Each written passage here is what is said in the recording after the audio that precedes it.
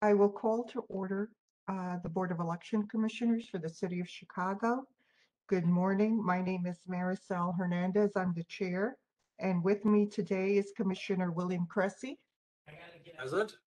and Commissioner June Brown. Present. The next item is the consideration of the agenda. Are there any proposed changes? If not, then we will proceed with the approval of the regular board meeting minutes of August 9th, 2022. Is there a motion? So moved by Commissioner Brown. Seconded by Commissioner Cressy. Properly moved and seconded. All those in favor, please state aye. Commissioner Brown votes aye. Commissioner Cressy votes aye. Motion passes. Thank you. Next is the Executive Director's report. Mr. Holliday. Good morning, Madam Chair, Commissioner Brown, and Commissioner Cressy. First, we'd like to report at this time we have 1,273 precincts that have been assigned to approximately 1,002 polling places for the November election. We have 17 precincts that haven't been assigned, and they're located in the 42nd and the 34th ward. And I expect to have those assigned as soon as possible. All the early voting and drop box sites have been finalized, and we are currently up on our website. We will be sharing flyers and signage with this information shortly. We are still looking at new vote centers for Election Day. We've located some in the 21st and the 24th ward, including Douglas Park Community Center, Holman Square Community Center, Marshfield Plaza, Lawndale Plaza, the YWCA. We are also looking at an additional Election Day site in the 42nd ward. Navy Pier and the United Center are unable to serve as vote centers for Election Day. However, Soldier Field, they are willing to host a drop box, and they were looking at us having it there November the 6th because they have a home game, and they were going to do all the announcing that the box is there for city voters where they can drop off their vote by mail ballot. We started our in-house meeting with the staff on yesterday, and we're just moving forward and getting things ready for the election. That ends my report, Madam Chair. Thank you. Any questions from the commissioners? Yes. How many polling places do we have currently? Did you say what was the number? No, the number of polling places we have now is 1,002. 1,002, and we're still looking for how many more?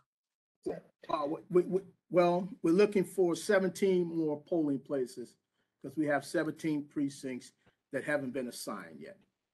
Wow. That's phenomenal. Considering we had 1,043 total for the primary in June, and with the reduction in precincts, we're probably have close to 1,020. That's very good. Thank you. All right, thank you. The polling place department, they're hard at work, and they're probably tired of hearing my voice about this, but they are doing an outstanding job. Right, great. And we hope to be able to get more vote centers in other areas. And so thank you. And I look forward to hearing more about the vote centers as time progresses. Okay. Quick question, Commissioner, Chair, for Mr. Holliday. On the Soldier Field, is there anything else we need to do, or is that kind of settled, or? Because that would be great. Yeah, they're just waiting to hear from us. And then we're just trying to decide if we're going to have a box on each end of the field on November 6th. November 6th. Okay. So they're going to have drop boxes just on Election Day? Soldier Field, just the Sunday before the election. I'm sorry, the Sunday before the election day, they won't be able to accommodate us. Okay, okay. Is there any way to have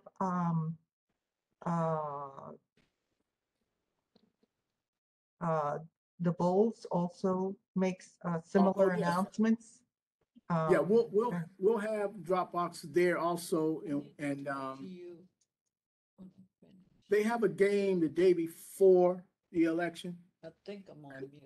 and we could speak with them about the Dropbox being there the day before the election as well as election day, and they announce it and put it on the Jumbotron and things like that.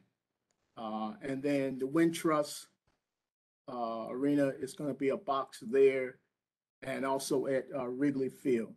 Yeah, if any time that the box is there, there's a game going on, that would be great if they could go out of their way and make an announcement too, okay? Right, because the NBA, and I'm trying to think of the name. If I find it, I'll send it to you, Mr. Holliday. They have a civic engagement action program, and I have a name somewhere written. If I find it, I'll send it to you because that may help make sure that they take care of everything you need. Okay, appreciate that very much, Commissioner Brown. And just to note, the November 6th fair game is against the Miami Dolphins. Should be a good game. So. Yes. Okay. It, now we'll hear from our Assistant Executive Director, Sandra Spera. Good morning. Thank you, Madam Chair, and good morning, Commissioners. Good morning. This past Friday, September 23rd, a total of 670 military and overseas ballots were sent. This met the 45-day mailing deadline. The election central briefing is scheduled for Sunday, November 6th, and my goal for staffing is 55 people.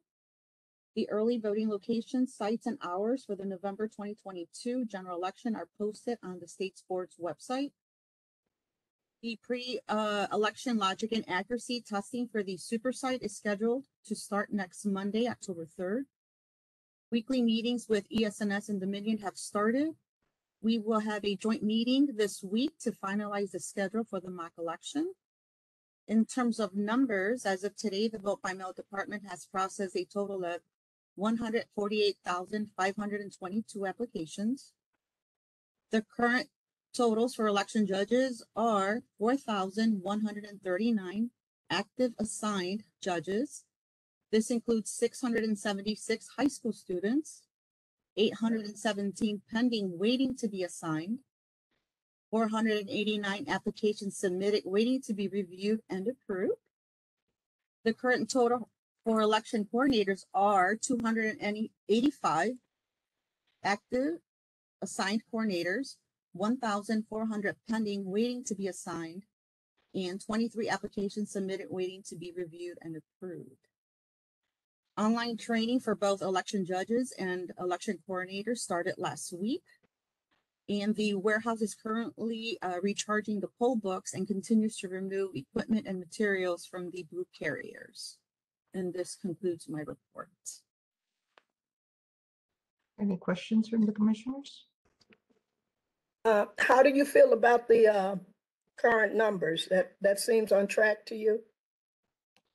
I want to give thanks to the Judges Department now that you've mentioned or asked. They assigned 3,811 within 2 weeks.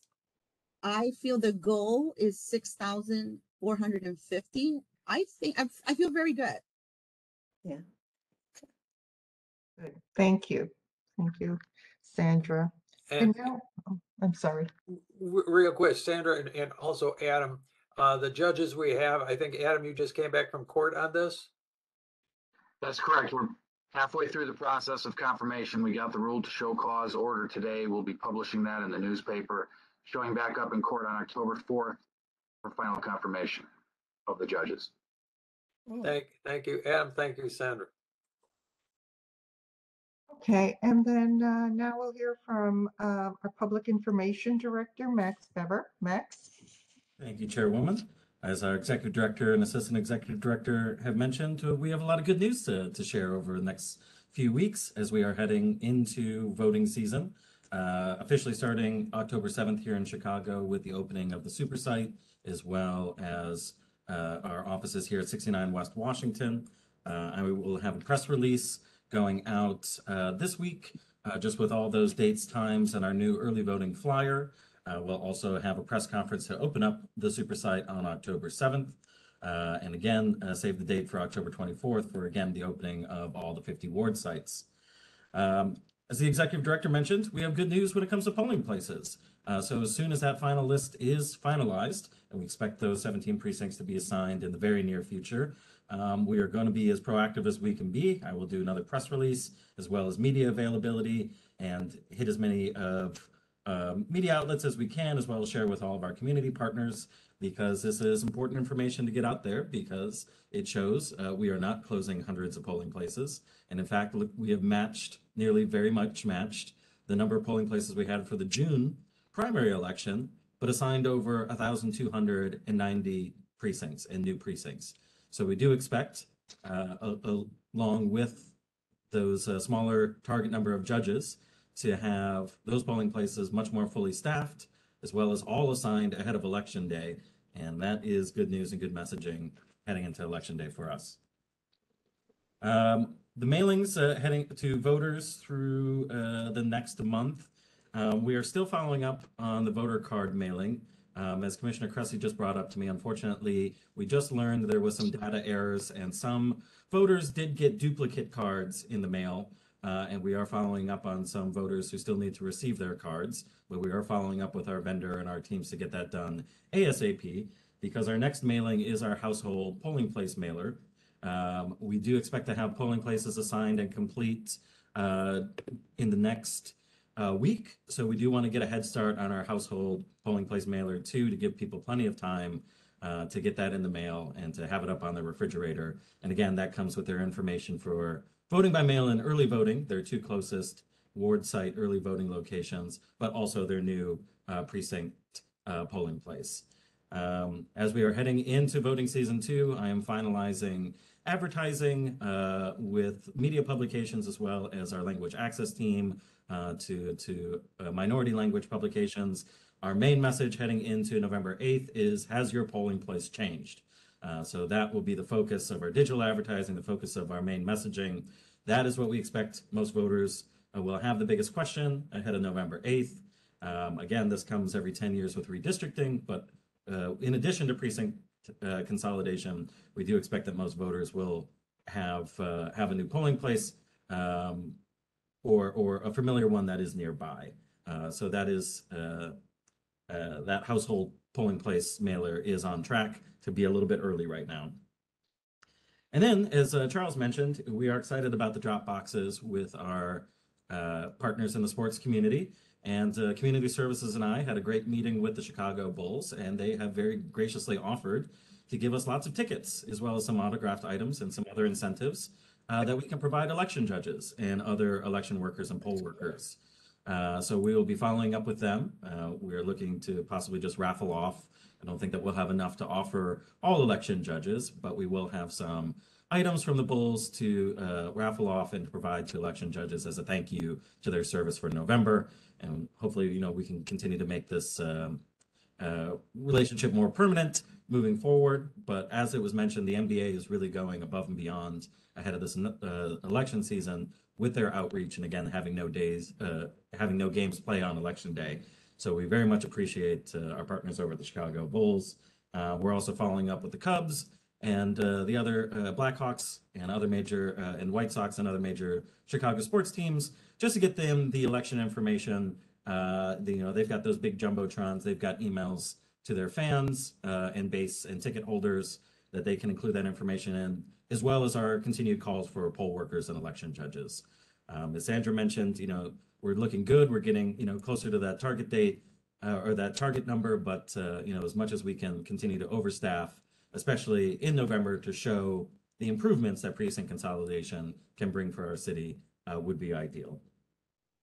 And I believe that is it for my report. Thank you. Max? Yes. One question.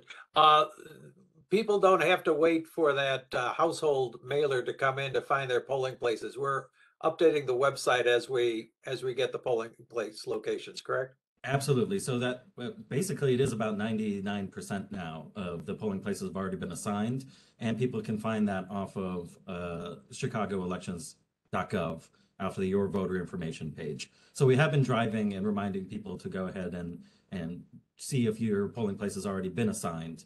We'll continue to do so, but that we are a little bit ahead and expect to confirm those remaining precincts in the very near future. That just is even for the better for confidence to say everything's been assigned, here it is, and here's all your resources. So that will be our focus in the coming weeks. Excellent. Thank you. I have a question for Max. Again, thank you for everything you did for getting that information out for me on the poll worker hires. Also, do you think community engagement needs anything else? I noticed in your newsletter that you all have been sending different people to, different community and faith-based things. So do you need any additional things from us? You did send us the information, but is there something else we can do? Thank you, Commissioner, and I appreciate your outreach too, and getting that part-time hire flyers and our election judges information out into the community and in faith community too. Last I talked with Community Services, we do need to focus on another round of trying to get as much translator help as we can. So I will be sending the commissioners that flyer again. We just put it out on our social media. We know $25 an hour might not be the most for the type of work, but we need some extra help when it comes to ballot proofing and anything else to support our community services language access team right now. We're following up with colleges, with University of Chicago's International House, as well as some other different options for students. We think this might be a good opportunity for students that are bilingual to help us out in this arena. So I'll be following up with the commissioners with that flyer and more info, but that's the big push of the extra help that we need. I think we're looking relatively good, but any additional help of reminding people to sign up as election judges and poll workers through the next few weeks can't hurt as well. Okay. Thank you. Thank you, Max. Now we'll proceed to old business, infrastructure projects and changes in election administration and voting equipment. Do we have any updates, Mr. Holliday? No, only that we're in the process of preparing all our equipment and everything for the upcoming election.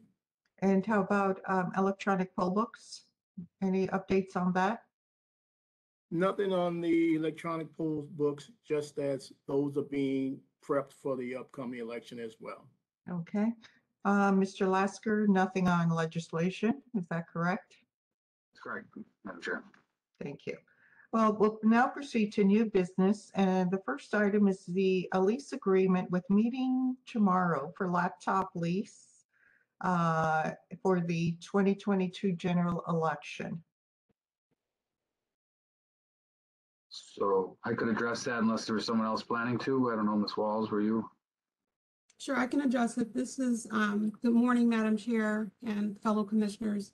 This is a request to approve a sole source contract agreement with Meeting Tomorrow. They have been our laptop provider for the last several election cycles. We're asking Meeting Tomorrow to provide us with 360 standard laptops along with 15 spare laptops. The total fees due on this contract is $63,678.80. And the contract term is from September 23rd through November 28th. As I stated, we've utilized this company before. For our last several elections, we have no issues, concerns. They're prompt with their deliveries and pickups, and they're very responsive to any requests that we have. Matt Lynn is also on the call. He is the subject matter expert with this and the managing department that utilizes this contract if there's any other questions. Do commissioners have any questions? Well, again, you sort of answered it, and maybe Matt can say something, but we've had no problems working with this vendor in the past, correct? Correct. They really pretty proactive. Whatever we ask, they will give it to us right away. So, and now let me kind of, so they say, because we have 316, so usually they give us like 15%, 5% of the spare, but I was able to convince them to give us 22 spare instead of 15.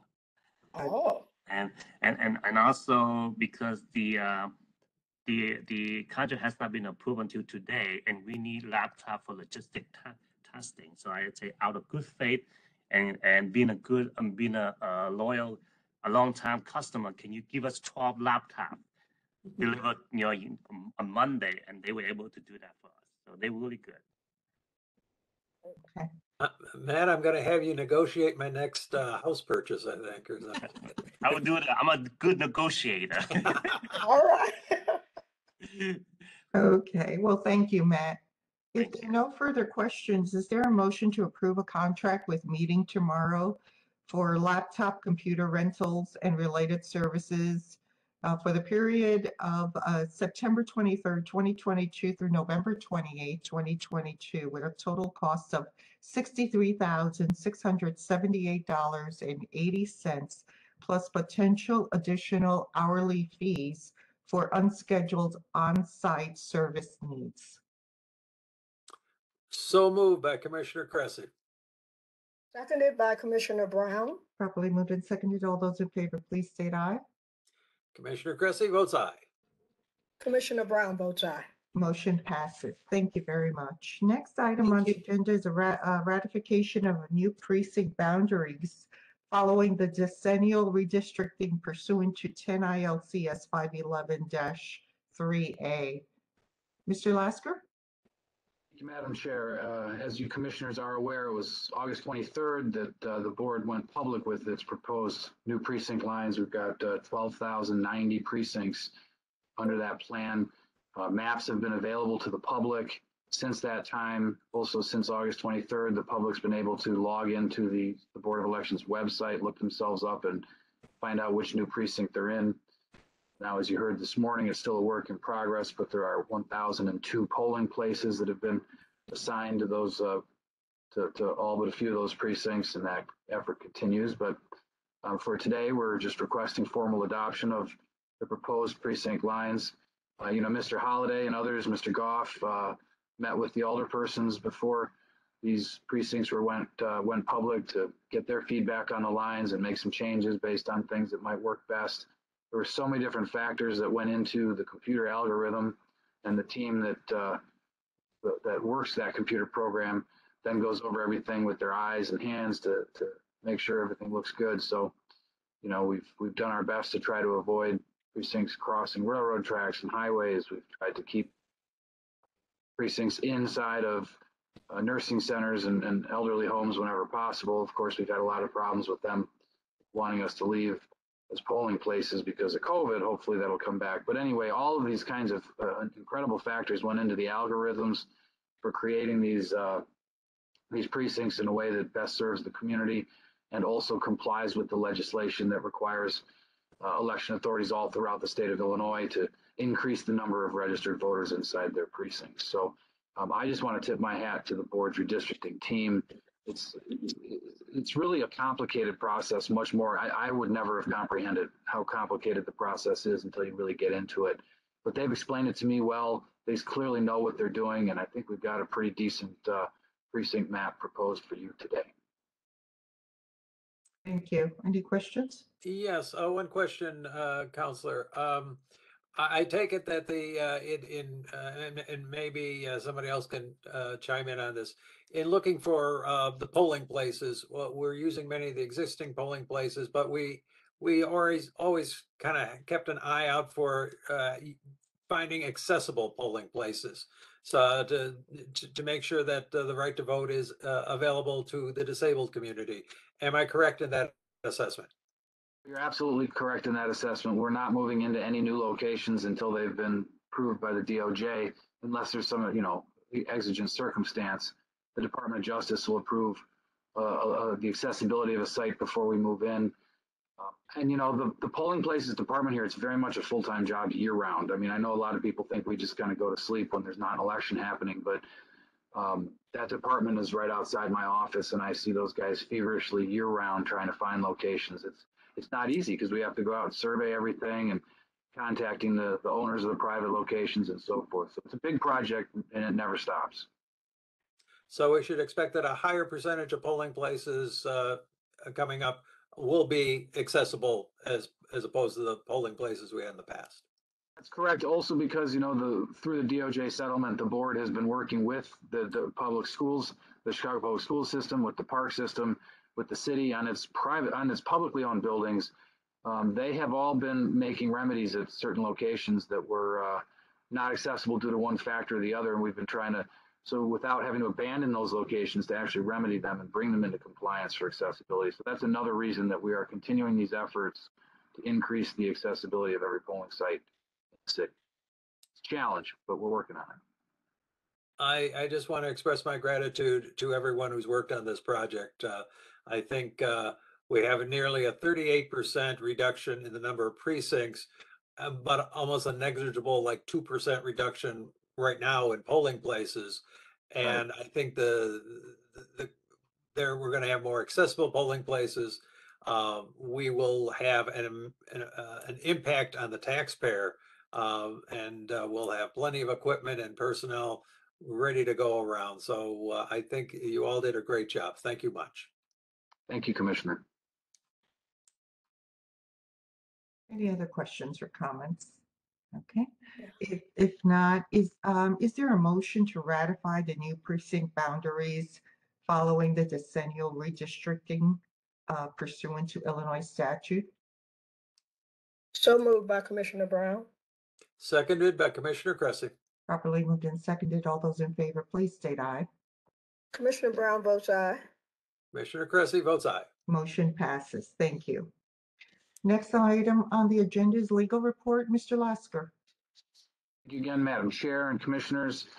There are no substantive updates in the pending litigation and any of that, so we'll just kind of skip over that for today. As mentioned, I was in court this morning for election judge confirmation and appointment. As you know, Joan Agnew usually handles those things, but I'm just temporarily stepping in for this cycle. So we got the rule to show cause order entered today. That'll be published in newspapers to just tell the public, if you have any reason to show up against these election judges, please do. That usually doesn't happen. So October 4th, we'll be back in court for final confirmation of the election judges. The legal department, thank you to Trish and Sandra, is reaching out to more than 50 attorneys to get the roster set for Election Central for this election day on November 8th. Of course, also recruiting the old familiar faces to serve for Nursing Home Election Central and Early Voting Election Central as well. And then preparing for the candidate filings for the 2023 elections. Those will begin November 21st, 28, working with Mr. Holliday and others on determining what location might be best. There's been changes to the board's use of space down in the basement. And so the basement filing room might not work as normal. We now have an Agilis machine set up in there. And of course, we'll still be canvassing vote by mail ballots at the time for the November election at the time that this candidate filing begins. So we might be moving candidate filing over to the super site at 191 North Clark, which is a large space and could facilitate that well. So just a heads up that we're pondering these kinds of decisions at the moment. There's one last thing I want to point out, just because I'm kind of proud of the way that the staff has done this. It's relatively minor, but it's an important aspect of election administration for registration purposes. There's some relatively new changes to the Illinois Attorney General's Address Confidentiality Program. That's a statutory program to help protect victims of domestic abuse and other kinds of violence, stalking and so forth. And so through that program, people who enroll through the program through the Attorney General's office can then register to vote without their registration address being a public record. And that does require some special programming in the board's electronic registration database. And so I just want to commend the registration department for working with SKU and John Lee and the IT department and getting that all set up. We've actually received our first one or two applications through the Attorney General's office. So we now do have a few people in the system under that program. I'm proud to have it up and running smoothly. So thanks to the team on that. And that's my legal report for today. Great. Thank you. I'm glad. I'm Quick glad question. that's working. Yes. Yeah, I was going to say, Adam, great that that's working, but in the past or the most recent election or so, attorneys who trained to be election judges were able to get a little bit of continuing legal education credit. Will that continue for this election? We could get it recertified. It was a tremendous amount of work to try to get it certified, and then we had, I think, 2 lawyers who opted for the credit. So that's something we could continue with. I don't quite know how believe to it was only explain like that. 3/4 of an hour or something. Yeah, you see the problem. So, and that's what was so.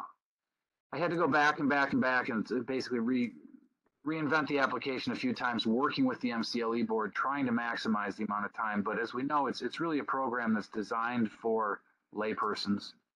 And so we had to kind of go through it with a fine-tooth comb to find those sections of it that would indeed be legal and, law related enough to qualify for CLE programming. Yeah. One thought that we did discuss back then is the possibility of creating secondary written materials for the program that would have additional information for those lawyers who happen to take the program. But we don't have anything like that prepared for this election. Okay. Okay. Well, maybe we'll work with the state board as well going forward. I know there are other states that give lawyers credit for working the elections as well. Well, that's what I was going to say. I remember that we discussed that at one point, lawyers volunteering to work election day and trying to see if we could get them some credit for doing that. Whether Yeah, through yeah. legislation or Supreme Court rules, I think that would be the more productive route to follow, as has happened in some other jurisdictions. I had started conversations with the State Board of Elections legislative liaison, Angela Ryan. That was something that she was interested in helping us pursue. Of course, I just found out a week or so ago that she's left the State Board of Elections, moving on to work with the federal government, I believe. But I'm sure that they'll fill her large shoes with someone else, and we'll keep that moving.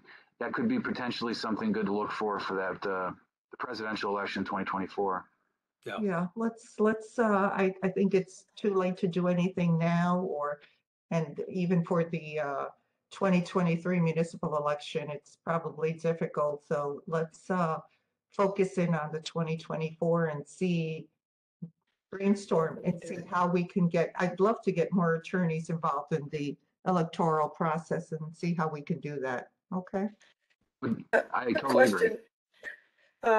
Adam, regarding the confidentiality, I don't remember when it was, but given the current election issues with security, is that also available to our attorneys or people working elections, or that process with the address AG's office? confidentiality, so there You has to be mentioned a domestic statute. violence.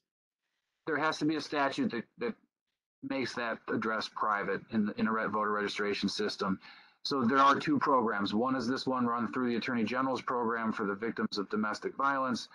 And then the other is the Judicial Privacy Act, which applies not to all attorneys, but to judges and their families. And that is a previously existing system. We have, several judges who participate in that system.